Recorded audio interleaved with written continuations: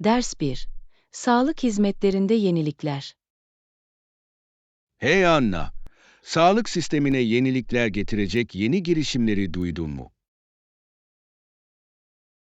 Evet, yaptım. Sağlık hizmetlerini daha erişilebilir ve verimli hale getirmeyi amaçlamaktadır. Hangi spesifik değişiklikleri öneriyorlar? Hastaların çevrimiçi olarak doktorlara danışmasına olanak tanıyan teletıp konusuna odaklanıyorlar. Oldukça kullanışlı. Hiç teletıp kullandınız mı? Ben var. Pandemi döneminde gerçekten çok faydalı oldu. Zamandan tasarruf sağladı ve randevuları kolaylaştırdı. Büyümenin devam edeceğini düşünüyor musunuz? Kesinlikle. Daha fazla insan faydalarını kabul ediyor. Sizce başka hangi yenilikler sağlık hizmetlerini geliştirebilir?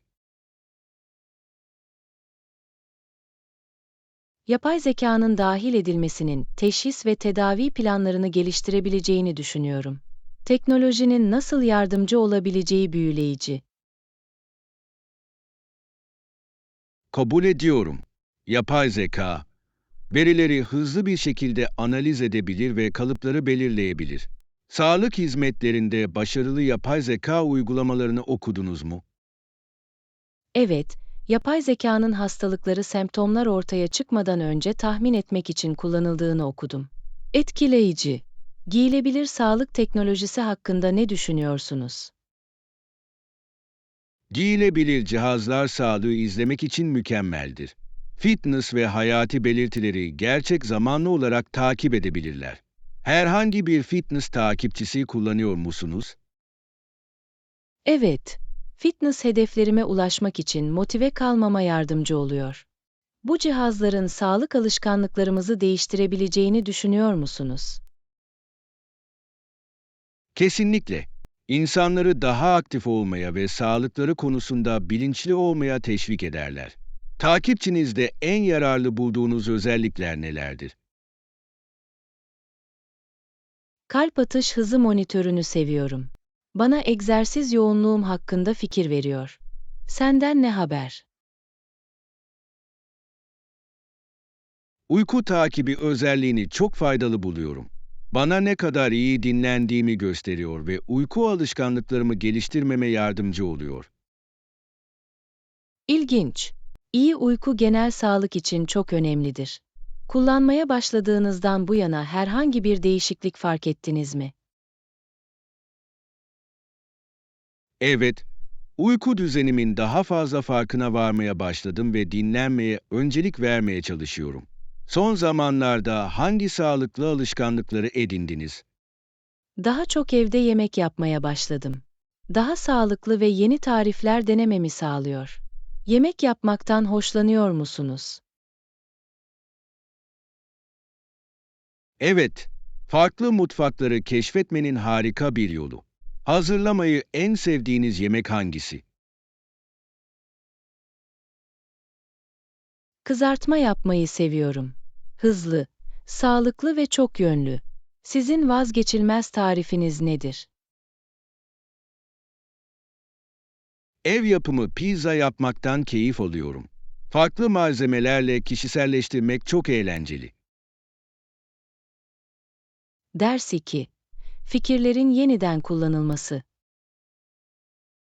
Hey Anna, yeni mobilya almak yerine eski mobilyaları yeniden değerlendirdim. Bu akıllıca bir fikir. Neyi yeniden tasarladın? Eski bir kitaplığını şık bir bar arabasına dönüştürdüm. Harika görünüyor. Hiçbir şeyi yeniden tasarladın mı? Evet, eski bir merdiveni kitaplığa dönüştürdüm. Odama rustik bir dokunuş katıyor. Yeniden kullanım için size ne ilham verdi? Paradan tasarruf etmek ve israfı azaltmak istedim. Ayrıca yaratıcı olmak eğlencelidir. Devriye projelerinden hoşlanıyor musunuz? Ben onları seviyorum. Benzersiz bir şey yaratmak tatmin edicidir. Tamamladığınız en sevdiğiniz DIY projeniz hangisi? Geri dönüştürülmüş ahşaptan bir sehpa yaptım. Sağlamdır ve karakter sahibidir. Merdiven kitaplığınıza ne dersiniz? Bu benim favorim. Parlak bir renge boyadım ve gerçekten göze çarpıyor. Resim yapmayı mı yoksa ahşap işlemeyi mi tercih edersiniz? Ağaç işlemekten keyif alıyorum. Malzemeleri şekillendirmenin ödüllendirici bir yanı var. Tercih ettiğiniz bir zanaat var mı? Resim yapmayı seviyorum. Duyguları ifade etmenin harika bir yolu. Hiç mobilya boyadınız mı? Evet, bir sandalyeyi eğlenceli bir desenle boyadım. Alanıma bir renk tonu katıyor. Senden ne haber? Eski bir şifonyerin resmini yaptım. Donukluktan canlılığa dönüştü. Mobilya boyama konusunda herhangi bir ipucunuz var mı? Kaliteli boyayla başlayın ve önce yüzeyi zımparaladığınızdan emin olun. Boyanın daha iyi yapışmasına yardımcı olur. Kullanmayı en sevdiğiniz renk hangisi? Turkuaz kullanmayı seviyorum. O kadar canlandırıcı ve sakinleştirici ki. Projeleriniz için tercih ettiğiniz bir renk var mı? Ben toprak tonlarını tercih ediyorum. Sıcak bir atmosfer yaratıyorlar. Hiç ileri dönüşüm projesi yaptınız mı? Evet, cam kavanozları dekoratif vazolara dönüştürdüm. Evime çekicilik katıyorlar. Yeniden değerlendirdiğiniz en sıra dışı öğe nedir? Bir keresinde eski bir bavuldan köpek yatağı yapmıştım. Rahat ve şık çıktı. Bir sonraki projeniz için planlarınız var mı? Paletlerden bahçe bankı yapmak istiyorum. Açık alanım için mükemmel olacak. Kendin yap listenizde sırada ne var? Özel bir resim çerçevesi yapmayı düşünüyorum. Duvarıma güzel bir katkı olacak. Ders 3. Mutfak lezzetleri. Hey Anna, güzel bir restorandan yeni döndüm. Garsona bugünün spesiyallerinin ne olduğunu sordum. Ah, bu kulağa heyecan verici geliyor. Şef ne önerdi? Deniz mahsulleri makarnasını tavsiye etti. Kulağa lezzetli geliyordu. Deniz ürünleri hayranı mısınız? Kesinlikle. Karides ve tarakları severim. Makarnaya harika bir lezzet katıyorlar. Evde deniz ürünlü makarna yapmayı denediniz mi? Ben var. Çok zor değil ve tadı taze. İyi bir deniz ürünlü makarna için hangi malzemelerin gerekli olduğunu düşünüyorsunuz?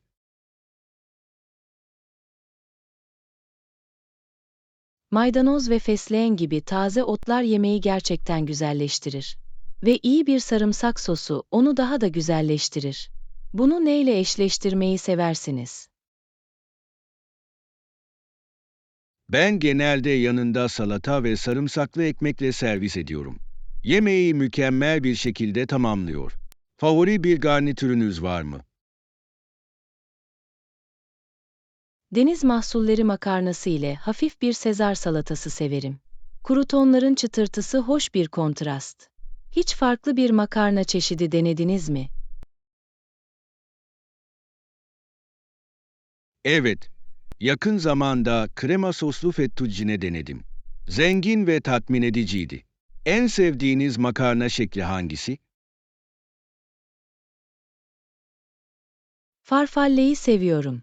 Şekli eğlencelidir ve sosları iyi tutar. Makarnanın şeklinin yemeği etkilediğini düşünüyor musunuz? Kesinlikle. Farklı şekiller dokuyu ve sosun ona nasıl tutunduğunu değiştirebilir.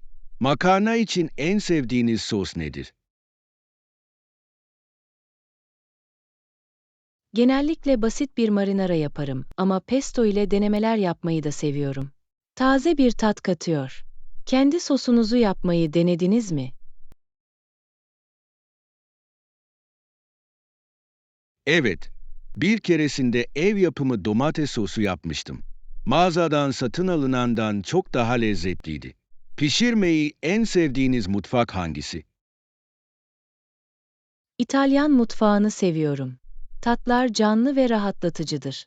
Peki ya sen? Akdeniz yemekleri yapmayı seviyorum. Sağlıklıdırlar ve sıklıkla taze malzemeler içerirler. Sık sık yeni tarifler mi denersiniz?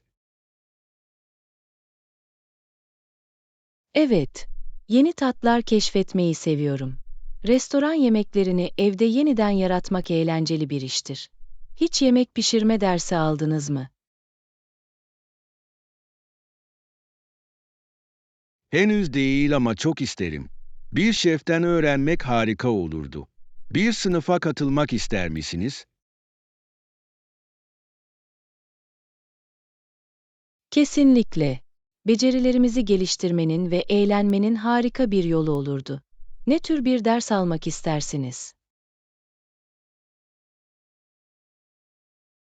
Deniz ürünleri yemek pişirme dersini denemek isterim. Yeni teknikler öğrenmek ilginç olurdu. Ders 4. Sanat araştırmaları.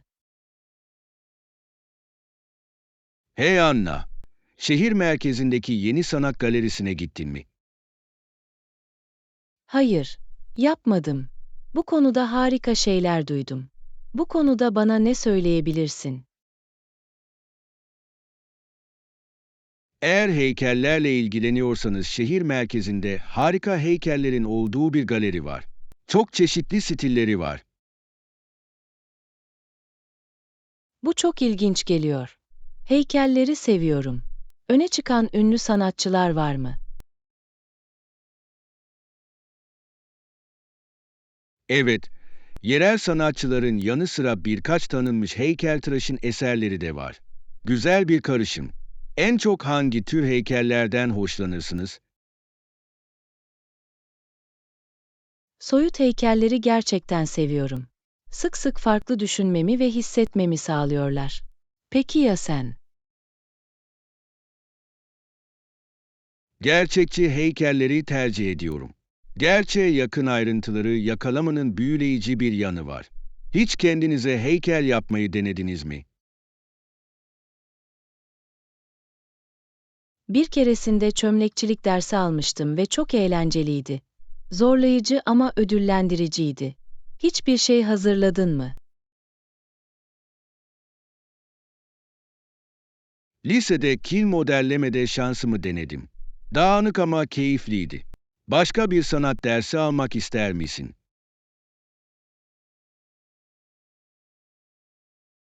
Kesinlikle. Heykel atölyesine gitmeyi düşünüyorum. Yeni teknikler öğrenmek harika olurdu. Senden ne haber?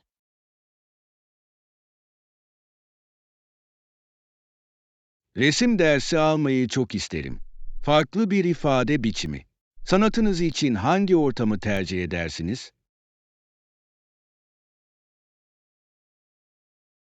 Kil ile çalışmayı seviyorum çünkü dokunsal ve esnek. Yaratıcılığa izin verir. Favori bir resim stiliniz var mı?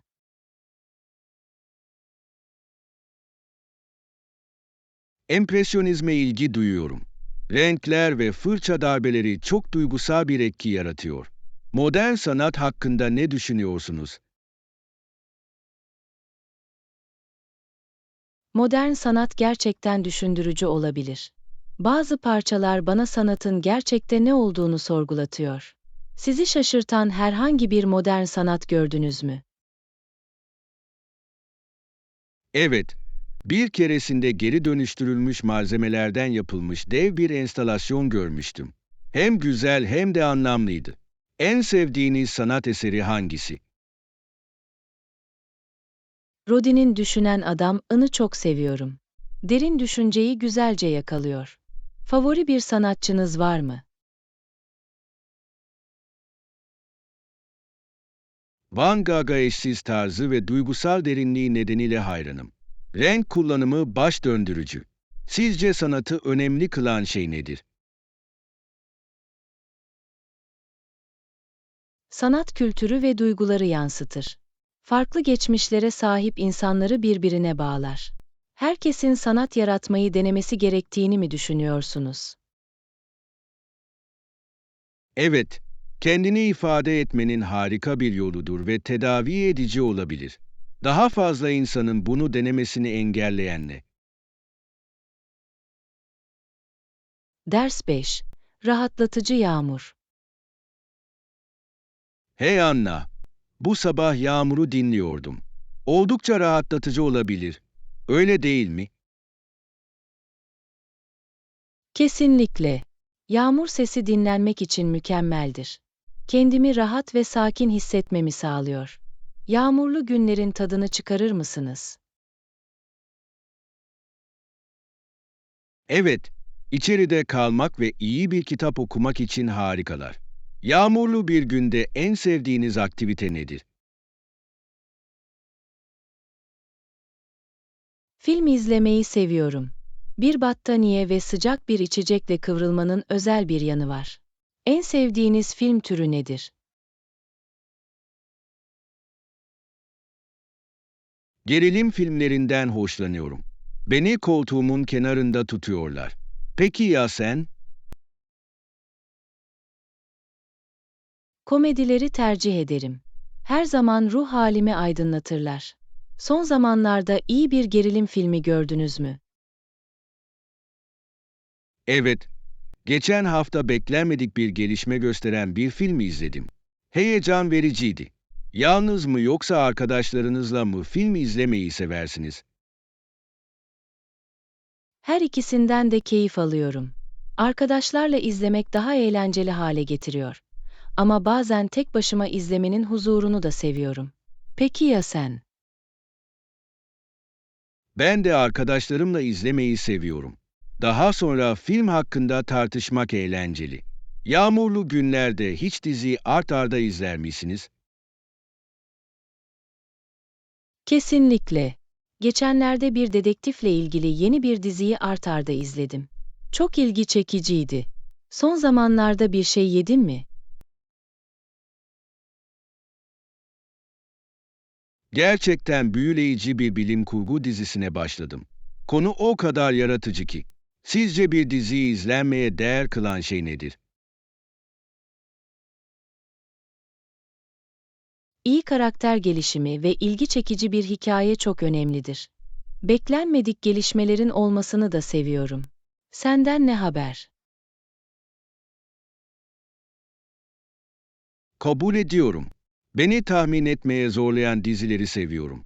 Bundan sonra ne olacağını tahmin edememek heyecan vericidir. Evet, izlemeye devam etme isteği uyandırıyor. Yağmurlu havanın sinemaya dair hislerimizi etkilediğini düşünüyor musunuz? Sanırım öyle. Yağmurlu günler film keyfi için mükemmel bir atmosfer yaratır. Deneyime katkıda bulunur. Belgesel izleme konusunda ne düşünüyorsunuz?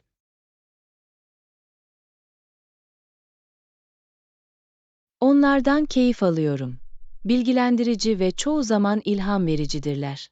Favori bir belgeseliniz var mı? Doğayla ilgili birini sevdim. Sinematografi nefes kesiciydi. Belgesellerde hangi konuyu tercih edersiniz? Tarihe hayranım. Geçmişi öğrenmek gerçekten göz açıcı olabilir. Hiç bakış açınızı değiştiren bir belgesel izlediniz mi?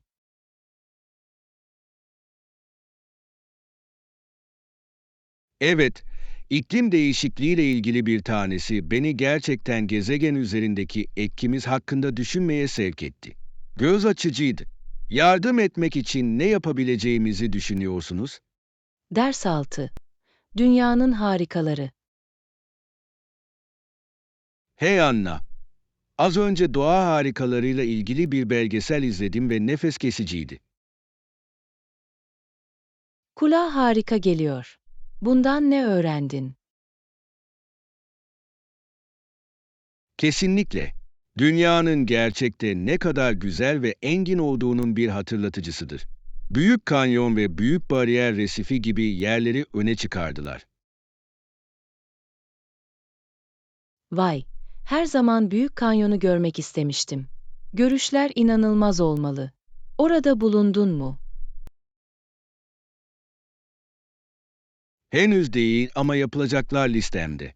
Orada gün batımının muhteşem olduğunu duydum.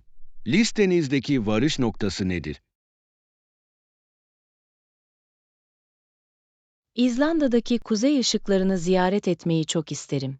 Gökyüzündeki renkler büyülü görünüyor. Herhangi bir doğa olayı gördünüz mü? Bir keresinde kamp yaparken meteor yağmuru görmüştüm. Büyüleyiciydi.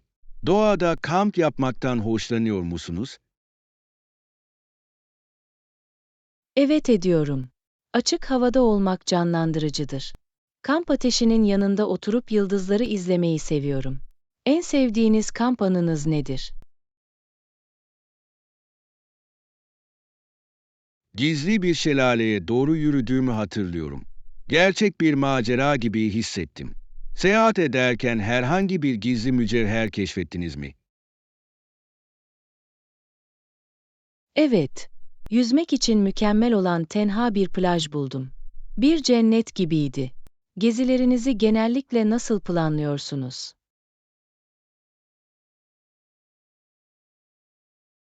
Çevrim içi araştırma yapmayı ve esnek bir seyahat programı oluşturmayı seviyorum. Kendiliğinden ne izin verir? Planlama tarzınız nedir? Planlanmış aktiviteler ve boş zamanın bir karışımını tercih ederim. İşleri heyecanlı tutuyor. Seyahat ederken yerel kültürü deneyimlemenin önemli olduğunu düşünüyor musunuz? Kesinlikle. Yerel yemekleri denemek ve geleneklere katılmak geziyi daha özgün hale getiriyor. Denediğiniz en unutulmaz yerel yemek hangisi? Bir keresinde İspanya'da paella'yı denemiştim. Çok lezzetliydi ve lezzetlerle doluydu. Senden ne haber? Tayland'da inanılmaz bir sokak yemeği yedim. Baharatlar unutulmazdı. Yemeğin yeni bir yer deneyimlemenin büyük bir parçası olduğunu düşünüyor musunuz? Evet, kesinlikle. Kültür hakkında çok şey anlatıyor. Seyahat ederken hiç yemek pişirme dersi aldınız mı? Henüz değil ama çok isterim. Yerel bir yemeği pişirmeyi öğrenmek harika bir deneyim olacaktır. Bir sınıfa katılır mısın? Kesinlikle. Sonuçları birlikte öğrenmek ve tatmak eğlenceli olurdu. Hangi yemeği öğrenmek isterdin? Otantik İtalyan makarnasının nasıl yapıldığını öğrenmeyi çok isterim. Beni büyülüyor. Senden ne haber? Ders 7. Oda arkadaşı arama. Hey Anna, Brook Üniversitesi'ne giden otobüs yolundaydım ve birinin sessiz bir kadın oda arkadaşı aradığına kulak misafiri oldum. Gerçekten mi? Bu oldukça zorlayıcı olabilir. Sizce iyi bir oda arkadaşı nasıl olur? İletişimin önemli olduğunu düşünüyorum. Sorunları açıkça tartışabilmek önemlidir. Bir oda arkadaşında ne ararsınız? Düzenli ve ortak alanlara saygı duyan birini tercih ederim. Konforlu bir yaşam ortamı yaratmaya yardımcı olur. Hiç oda arkadaşın oldu mu? Evet, üniversitede bir daireyi paylaştım. Genel olarak harika bir deneyimdi. Senden ne haber? Geçen yıl bir oda arkadaşım vardı ve iyi anlaşıyorduk. Birlikte yemek yapmaktan keyif aldık. Birisiyle yaşamanın arkadaşlıkları güçlendirebileceğini mi düşünüyorsun? Kesinlikle. Birlikte yaşamak, paylaşılan deneyimlere ve anılara yol açabilir. Bir oda arkadaşınızla en sevdiğiniz anınız nedir? Her cuma film gecelerimiz vardı. Yoğun bir haftanın ardından dinlenmenin eğlenceli bir yoluydu. Geçmişteki oda arkadaşlarınızla herhangi bir geleneğiniz var mı? Oyun geceleri düzenlerdik. Bağ kurmanın ve eğlenmenin harika bir yoluydu. Oda arkadaşı seçerken uyumluluğun ne kadar önemli olduğunu düşünüyorsunuz. Çok önemli. Benzer yaşam tarzları çatışmaları önleyebilir. Potansiyel bir oda arkadaşınıza hangi soruları sorarsınız? Günlük rutinlerini ve ev işlerini nasıl hallettiklerini sorardım. Birbirinizin alışkanlıklarını bilmek güzel. Senden ne haber? Sosyal hayatlarını sorardım. Daha çekingen mi yoksa dışa dönük mü olduklarını bilmek güzel. Hiç oda arkadaşınızla herhangi bir anlaşmazlıkla karşılaştınız mı? Evet, bir zamanlar gürültü seviyeleri konusunda aynı fikirde değildik. Sakin bir tartışmanın ardından sorun çözüldü. Çatışmalarla genellikle nasıl baş edersiniz? Sorunları doğrudan ama saygılı bir şekilde ele almayı tercih ederim. Olaylar büyümeden önce konuşmak daha iyidir. Yalnız yaşamanın avantajları olduğunu düşünüyor musunuz? Kesinlikle. Size daha fazla özgürlük ve mahremiyet sağlar. Ama bazen kendini yalnız hissedebiliyor. Neyi tercih edersiniz? Kendi alanıma sahip olmaktan hoşlanıyorum ama birisiyle yaşamak da eğlenceli olabilir. Bu gerçekten duruma bağlı. İdeal yaşam düzenlemeniz nedir? Sanırım bir denge istiyorum. Belki arkadaşlık için bir oda arkadaşının olduğu küçük bir daire ama yeterince mahremiyet. Senden ne haber? Ders 8. Gelecek hedefleri. Hey Anna, kariyer hedeflerimi ve bunların nasıl değişebileceğini düşünüyordum. İlginç. Gelecek için ne düşünüyorsunuz? Belki gelecekte kendi işimi kurmak isterim. Kulağa heyecan verici ama zorlu geliyor. Senden ne haber? Eğitimimi ilerletmeyi düşünüyorum. Yüksek lisans derecesinin yeni fırsatlar açacağını düşünüyorum. Başarı için eğitimin önemli olduğunu düşünüyor musunuz? Kesinlikle. Değerli bilgi ve beceriler sağlar. Ama aynı zamanda deneyimin de çok önemli olduğuna inanıyorum. Nasıl daha fazla deneyim kazanmayı planlıyorsunuz? Alanımla ilgili staj arıyorum. Pratik beceriler sağlayabilirler ve ağ kurmama yardımcı olabilirler. Hiç staj yaptınız mı?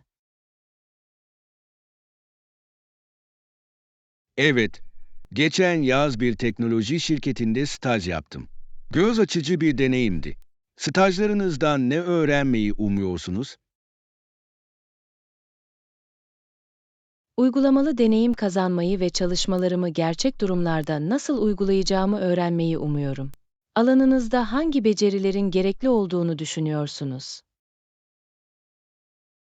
Uyum sağlama ve problem çözme hayati öneme sahiptir. Teknoloji sektörü hızla değişiyor. Hangi becerileri geliştirmek istiyorsunuz? İletişim becerilerimi geliştirmek istiyorum. Ekip çalışması ve sunumlar için önemlidirler. Takım halinde çalışmaktan hoşlanıyor musunuz? Evet, başkalarıyla işbirliği yapmak çoğu zaman daha iyi fikirlerin ortaya çıkmasına yol açar. Bir ekipte çalışmanın en sevdiğiniz yanı nedir? Beyin fırtınası oturumlarını seviyorum. Farklı bakış açılarını duymak heyecan verici. Bazen ekip çalışmasının zorlayıcı olabileceğini düşünüyor musunuz? Kesinlikle. Çatışan fikirler gerginliğe yol açabilir. Ancak sorunları açıkça ele almanın faydalı olduğunu düşünüyorum. Gruptaki anlaşmazlıklarla nasıl başa çıkıyorsunuz? Aktif olarak dinlemeye ve ortak bir zemin bulmaya çalışıyorum. Herkesin fikrine saygı duymak önemli. Etkili ekip çalışması için herhangi bir ipucunuz var mı? Açık iletişim çok önemlidir. Hedefleri ve rolleri belirlemek herkesin aynı sayfada kalmasına yardımcı olur. Takımlarda liderlik hakkında ne düşünüyorsunuz? İyi liderlik gruba ilham verebilir ve motive edebilir. Gelecekte liderlik becerilerimi geliştirmeyi çok isterim. Kendinizi bir gün liderlik rolünde görüyor musunuz? Belki bir takımı başarıya doğru yönlendirmenin ödüllendirici olacağını düşünüyorum. Bununla birlikte gelen zorlukları da tamamen anlıyorum. Kesinlikle. Ancak deneyim ve özveriyle kesinlikle başarılabilir. İş planlarınızda iyi şanslar.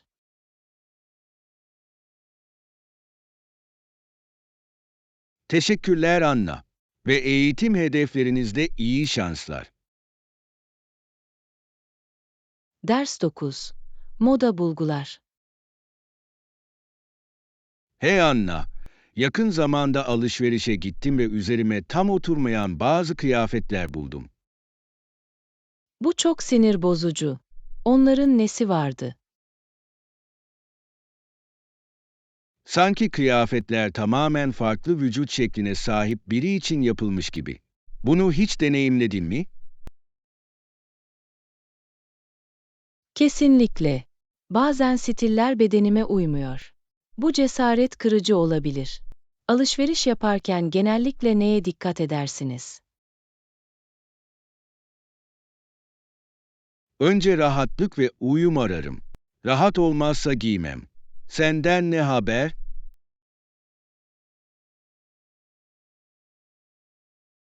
Çok yönlülük arıyorum. Farklı durumlar için giyebileceğim veya giyebileceğim parçaları seviyorum. Favori bir giyim eşyanız var mı? Klasik bir kot ceketim var. Neredeyse her şeyle gider. En çok tercih ettiğiniz parça nedir? Siyah taytlarımı seviyorum. O kadar rahat ve şıklar ki. Moda trendlerinin seçimlerinizi etkilediğini düşünüyor musunuz? Bazen ama geçici trenler yerine zamansız stilleri tercih ediyorum. Peki ya sen? Trendleri denemekten hoşlanıyorum ama her zaman benim için doğru olana sadık kalıyorum. Son zamanlarda yeni stiller denediniz mi? Katmanlamayı denedim ve iyi sonuç verdi. Desenleri karıştırmayı denediniz mi? Evet, çizgili desenleri çiçeklerle karıştırmayı seviyorum. Eğlenceli bir görünüm yaratabilir. Aksesuarların önemli olduğunu düşünüyor musunuz? Kesinlikle. İyi bir aksesuar bir kıyafeti güzelleştirebilir. En sevdiğiniz aksesuar hangisi? İfadeli kolyeleri seviyorum. Basit bir kıyafeti dönüştürebilirler. En sevdiğiniz aksesuar türü var mı? Saatleri severim. Pratiktirler ama aynı zamanda stil de katarlar. Sürdürülebilir moda hakkında ne düşünüyorsunuz? Bence bu çok önemli. Çevre dostu markaların seçilmesi israfın azaltılmasına yardımcı olur. Sürdürülebilir markalardan alışveriş yapıyor musunuz? Yapmaya çalışıyorum. Çevreyi desteklemek iyi hissettiriyor. En sevdiğiniz sürdürülebilir marka hangisi? Geri dönüştürülmüş malzeme kullanan bir markayı gerçekten seviyorum. Tasarımları benzersiz ve şık. Sizce moda bir kendini ifade etme biçimi olabilir mi? Kesinlikle. Giyinme şeklimiz kişiliğimiz hakkında çok şey söylüyor. Stilinizin hangi mesajı iletmesini istiyorsunuz? Tarzımın kendime güvendiğimi ve yaratıcı olduğumu göstermesini istiyorum. Peki ya sen? Benimkinin rahat ve maceracı tarafımı yansıtmasını istiyorum. Bunların hepsi kim olduğumuzun bir parçası. Derson, çevre dostu seçimler. Merhaba Anna. Küçük değişikliklerin çevre için ne kadar büyük fark yaratabileceğiyle ilgili bir makale okudum. Bu harika. Ne tür değişikliklerden bahsediyorlar? Su tasarrufu gibi basit eylemlerden bahsettiler. Bu hepimizin kolayca yapabileceği bir şey. Bu konuda düşünceleriniz neler? Kesinlikle. Her zerre yardımcı olur. Diş fırçalarken musluğu kapatmak çok tasarruf sağlayabilir. Su tasarrufu konusunda önerileriniz var mı? Her zaman daha kısa duş almaya çalışıyorum. Gerçekten fark yaratıyor. Plastikten kaçınmaya ne dersiniz? Evet. Yeniden kullanılabilir çanta ve şişeleri kullanmak harika bir başlangıçtır. Atıkları önemli ölçüde azaltır. Günlük rutininizde herhangi bir değişiklik yaptınız mı? Kafelere kendi kahve fincanımı getirmeye başladım. Tek kullanımlı bardakları azaltmak iyi hissettiriyor. Senden ne haber? Plastik ambalaj yerine bal mumu ambalajlarına geçtim. Çevre dostudurlar ve iyi çalışırlar. İnsanların çevre sorunları konusunda giderek daha bilinçli hale geldiğini düşünüyor musunuz? Öyle inanıyorum. Daha fazla insan sürdürülebilirliği tartışıyor ve bu da cesaret verici. Sizce en büyük zorluk nedir? Alışkanlıkları değiştirmenin zor olabileceğini düşünüyorum. Uyum sağlamak zaman alır. Çevre dostu olma konusunda nasıl motive olursunuz? Kendime olumlu etkiyi hatırlatıyorum. Belgesel izlemek de bana ilham veriyor. Favori bir eko belgeseliniz var mı?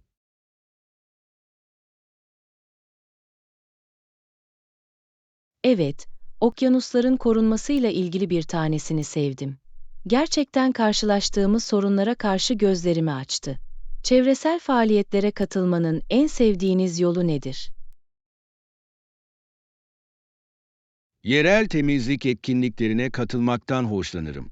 Anında sonuçları görmek ödüllendirici.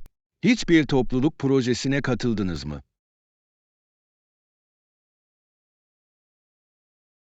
Geçen yıl bir ağaç dikme etkinliğine gönüllü olarak katıldım. Daha yeşil bir geleceğe katkıda bulunmak güzel bir duyguydu. Başka hangi eylemlerin önemli olduğunu düşünüyorsunuz? Ağaç dikmek çok önemli. Havayı temizlemeye ve yaşam alanları sağlamaya yardımcı olurlar. En sevdiğiniz ağaç hangisi? Kiraz çiçeği ağaçlarını seviyorum. Çiçekleri baharda o kadar güzel ki. Favori ağacınız var mı? Meşe ağaçlarını severim. Güçlü ve sağlamdırlar. Üstelik yaz aylarında gölge sağlıyorlar. Başkalarını çabalarımıza katılmaya nasıl teşvik edebiliriz? İpuçlarını ve bilgileri sosyal medyada paylaşmak farkındalığı yayabilir. Başkalarına ilham vermenin harika bir yolu. Daha fazla insanın yaptığını görmek isteyeceğiniz şey nedir? Daha fazla insanın bahçe işleriyle uğraştığını görmek isterim. Kendi yemeğinizi yetiştirmek ödüllendirici ve sürdürülebilirdir. İzlediğiniz için teşekkürler. Lütfen videolarımıza ve kanallarımıza abone olun, beğenin ve paylaşın.